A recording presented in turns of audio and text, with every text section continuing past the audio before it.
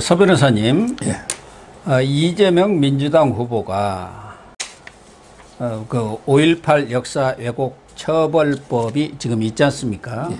이것을 좀 더 확장을 해서 역사적 사건을 왜곡, 조작, 부인하는 행위를 처벌하는 왜곡 처벌법을 반드시 만들겠다. 이렇게 지금 얘기를 하고 나왔어요.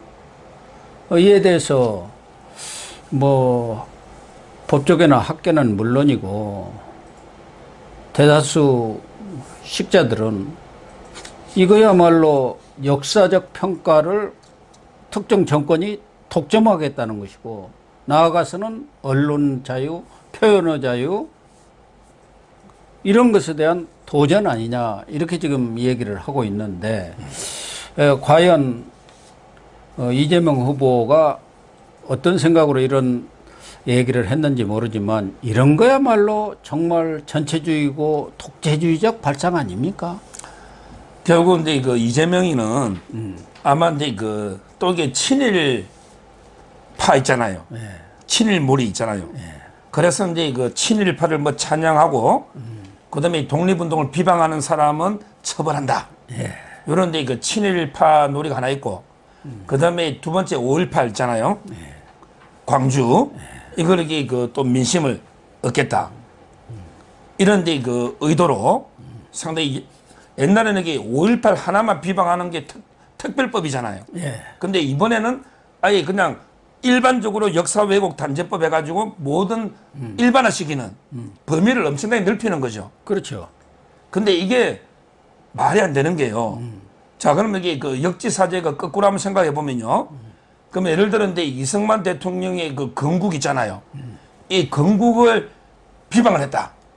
실제 뭐 친일파들이 주축이 돼가 이승만 건국했다. 이게 팩트가 아니거든요. 예.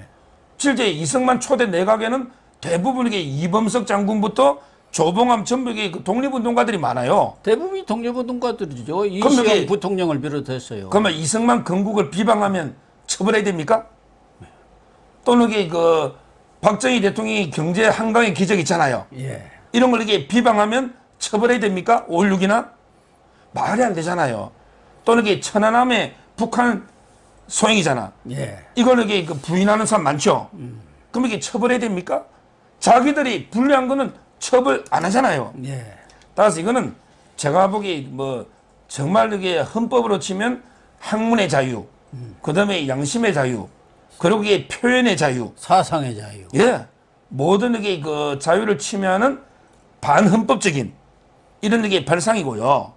무엇보다 이게 그 솔직히 독립운동 비방한다는데 이게 그 학문에 따라서 이게 팩트가 바뀌는 경우가 많아요. 대표적으로 이게 김원웅 있죠. 예. 김원웅이 그 어머니가 독립운동가라고 상 받았잖아. 그렇죠. 근데 나중에 보니까 자발적으로 창씨개명이 나왔잖아. 그럼 이게 그 친일파 맞잖아요. 예. 그럼 이게 그 김원웅이를 엄마를 비방했다고 처벌받은 사람이 나중에 팩트라 역사 연구회에서 친일파라는 게 밝혀지면 어떻게 하느냐 말이에요. 그러니까. 이런 식으로 이게 저는 학문의 영역에 남겨줄 걸 법으로 강제하는 거 있죠. 이게 큰 문제라 봅니다. 그러니까 이런 위안부 문제에 대해서도 시각에 여러 시각들이 있을 수 있는 것이고, 특히 근현대사라는 것은 보는 사람이라든가 연구하는 학자에 따라서 다양한 시각들이 나올 수 있는 거고, 이런 것은 정말 그 연구하는 학자들한테 맡겨야 할 사안이고, 또 세월이 어느 정도 흘러서 여과의 과정을 거쳐서 역사적 평가가 이루어지는 거 아니겠습니까? 예. 그런데 당대 그 시대에 일어났던 일들에 대해서 어떤 역사적 평가를 독점하겠다, 이런 거야말로 정말 이 독재 정권이나 하는 행위가 아닌가, 그런 생각이 들고, 뭐 이재명에는 나치에서도 그 전범들 끝까지 추적해서 처벌을 하고 있지 않는, 나치 전범하고 같습니까? 같은 레벨이 아니잖아요.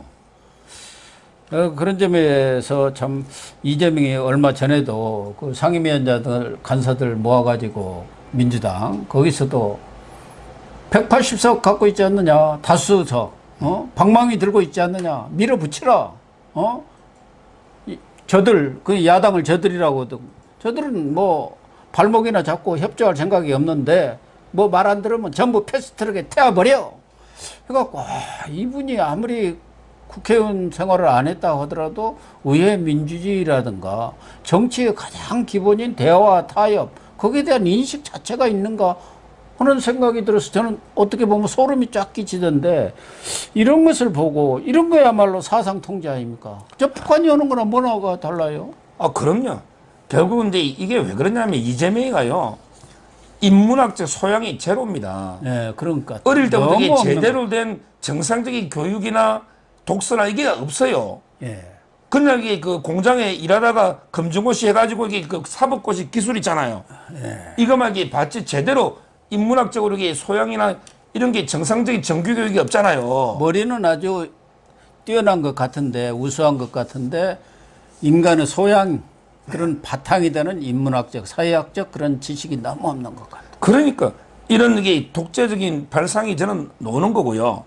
이거하고 이게 비교해서 옛날에 박근혜 대통령 때 역사 교과서를 이렇게 국정으로 하려고 했잖아요. 그렇죠. 근데 그때 좌파들이 얼마나 그 반대하고 비방했습니까? 지금 민주당이 그렇게 반대를 했죠. 그러니까요. 예. 근데 그 국정 교과서는 처벌하는 건 아예 없잖아요. 예, 없죠. 그냥 여기 자라나는 중고등학교 어린 학생들한테 올바른 여기 교육을 한번 시켜보자. 너무 이게 좌파 왜곡돼 있잖아. 그 우리 검인정 교과서가. 예, 예. 그런 의도로 했잖아요. 물론 이제 거기에 대해서도 뭐 찬반이 있을 거예요. 근데 그때 결사 반대했던 좌파가 지금 이게 자기들이 오히려 이게 국정을 더 나아가가지고 처벌까지 하겠다? 이거는 한마디로 이게 그 완전히 역사 해석을 우리 좌파가 독점하겠다. 그리고 이 헌법 정신을 말살하겠다. 이거 아닙니까? 저는 이 부분이 이게 그 뭐 만에 하나 통과 안 되겠지만 이게 지금 법안이 발의돼 있어요. 누가 있냐면 이게 김용민이라고 있잖아요. 예, 김용민이가 남양주 김용민 있잖아요. 예, 예. 그것도 이게 법조인이죠. 예. 솔직히 법을 하는 사람이 이런 독재적인 발상을 하니까 만약에 다수의 힘으로 밀어붙이면 심각하죠. 이재명이 가장 심각한 게 이재명은 한다면 합니다. 이거야말로 이게 독재 전체주의 발상이죠. 그렇게 밀어붙일 거면 엄청나게 파문이 일거든요. 그 점에서 이게 저희가 경각심을 가지고 상당히 대처를 잘해야 된다 봅니다.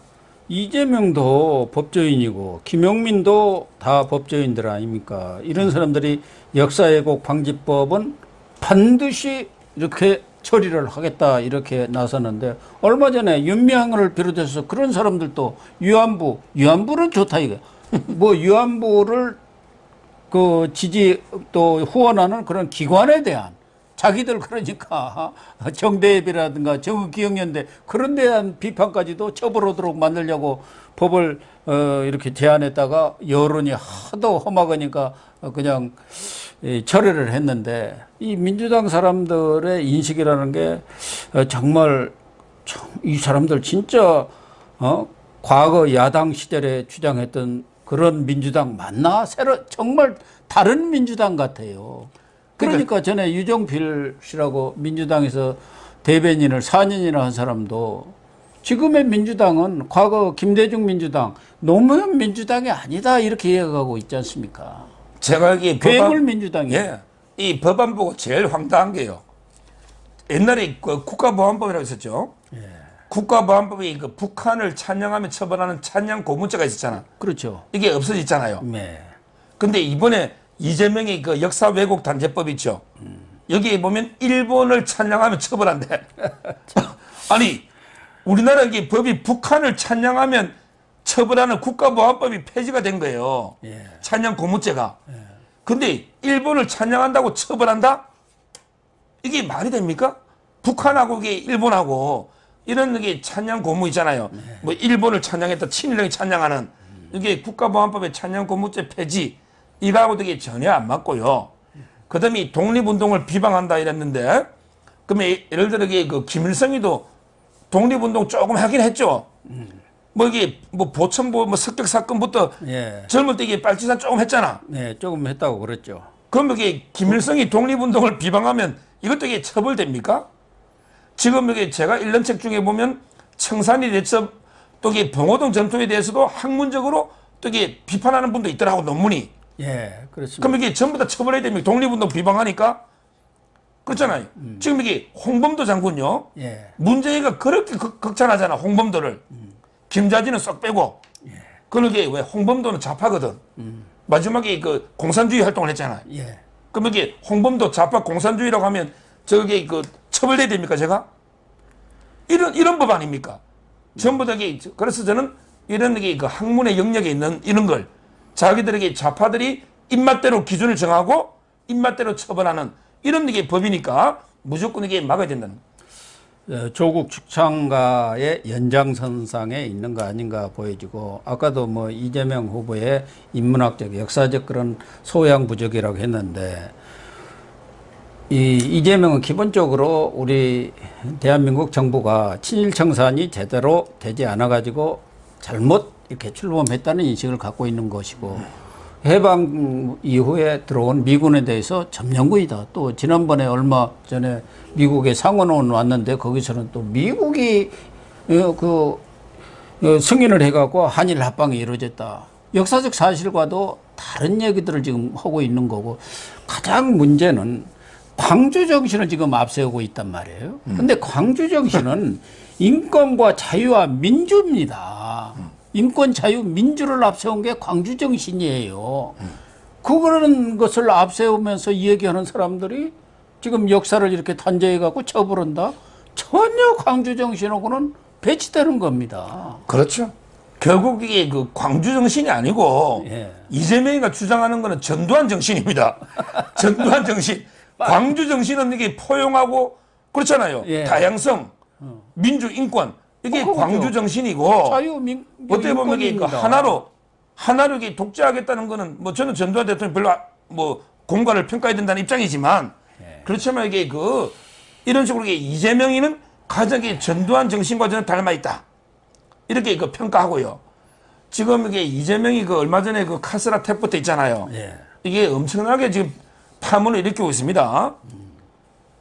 왜냐하면 이게 그 미국 때문에 우리가 망했다. 예. 카스라 탭부터 밀락이 뭐냐면 이게 그 미국은 이제 필리핀을 점령하고 예. 그다음에 그 일본이 우리나라 점령하는 걸 미국이 반대 안 한다. 이런 밀락 아닙니까?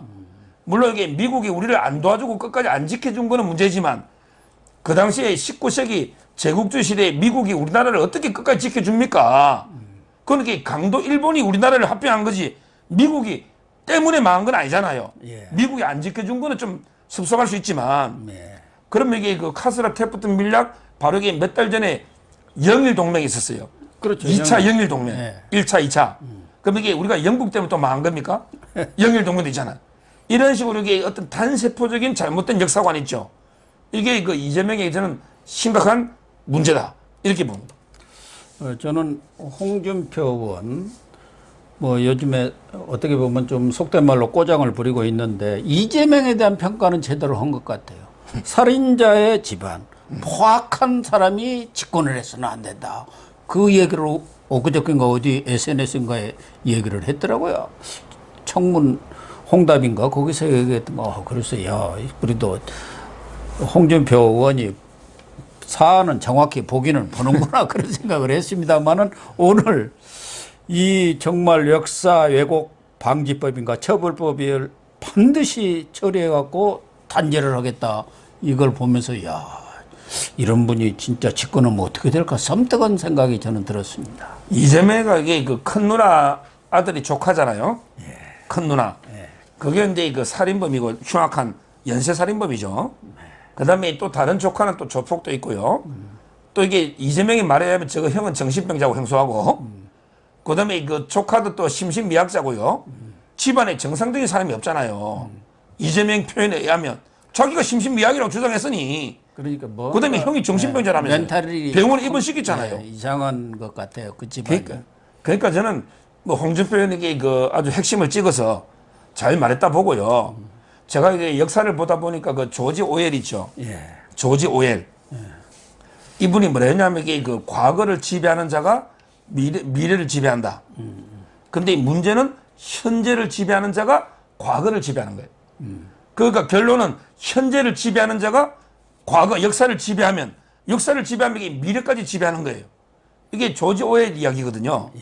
따라서 저는 현역의 좌파 권력이 어떻게든 역사 왜곡 이런 거 있잖아요. 하는 게 그 현재 자기들 권력이 있으니까 이걸 가지고 과거를 지배해 가지고 미래까지 지배하겠다는 이런 의도거든요. 네. 저희게 그 자유파나 우리 보수 있죠. 우리도 이게 역사의 전쟁터에서 저희가 철저하게 그 피터되게 싸워야 됩니다. 지금 이게 역사학계의 그 운동장이 기울어져 있어요. 좌파 쪽으로 이게 정교 쪽으로 기울어져 있습니다. 이걸 이게 바로잡아야 돼요. 역사 전쟁에 이겨야만 미래의 희망이 있는 거예요. 저는 그 점에서 저희가 철저하게 좀 더 관심을 가지고 제가 저번에 그 박사님 책에도 백인의 인물로 본 우리 역사 책을 썼잖아요. 여기 있습니다. 예. 백인의 인물로 본 우리 역사. 이걸 쓴 이유가 바로 그겁니다. 예. 지금 이게 좌파들의 왜곡된 박정희, 그다음에 그 이승만 대통령, 유경수 여사, 또 백선엽 장군 최근에 그 우리 인물들 있잖아요. 네. 정주영, 뭐 이건희부터 이거를 제가 바로 알기로 쓴 거거든요. 예. 그 점에서 그 저희가 항상 역사에 관심을 제대로 가지는 데를 봅니다.